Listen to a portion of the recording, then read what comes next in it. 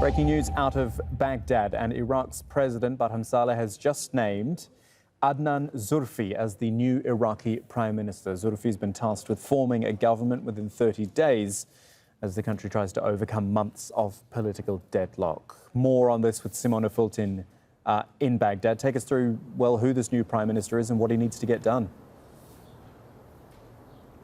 Well, President Barham Saleh has made an unprecedented step, choosing Adnan Zurfi as Prime Minister designate without the consultation of the political parties in Parliament. This is a quite vague area as far as the Constitution is concerned, because what the Constitution says is that the President should nominate somebody who is chosen by the biggest bloc in Parliament. But if that person is not able to form a government, the President then chooses another nominee. Now, what is not clear if that other nominee can be chosen by the President directly, or if that nominee still needs to come from the political parties.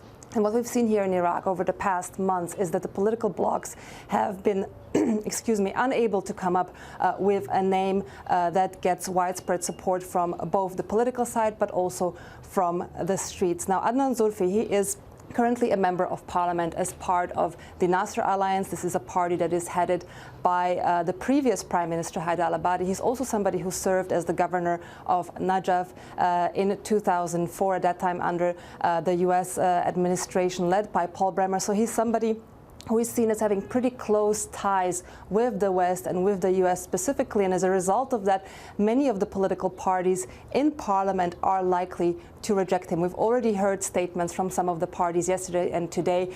One of the political blocs led by former Prime Minister Nouri al-Maliki said that they will not accept any nominee who does not have the support from the political parties. We've also heard from Kais Khazali, who is a part of the Fatah bloc, which is probably the biggest bloc in Parliament at the moment. And he said that given the crisis that is going on in Iraq with the protests, we have rocket attacks that are ongoing, but also the coronavirus, there should be a state of emergency that is declared, and the caretaker Prime Minister Adel Abdel Mahdi should remain in the caretaker role until the foreseeable future. So it appears that at least among many of these Shia parties, there is a lack of support for Adnan Zurfi.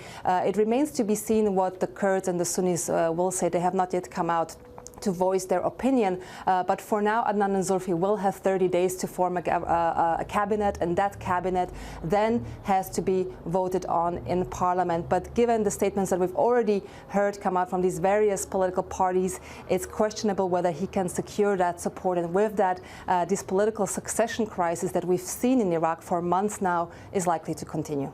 Simona Fultin with that update from Baghdad. Thank you.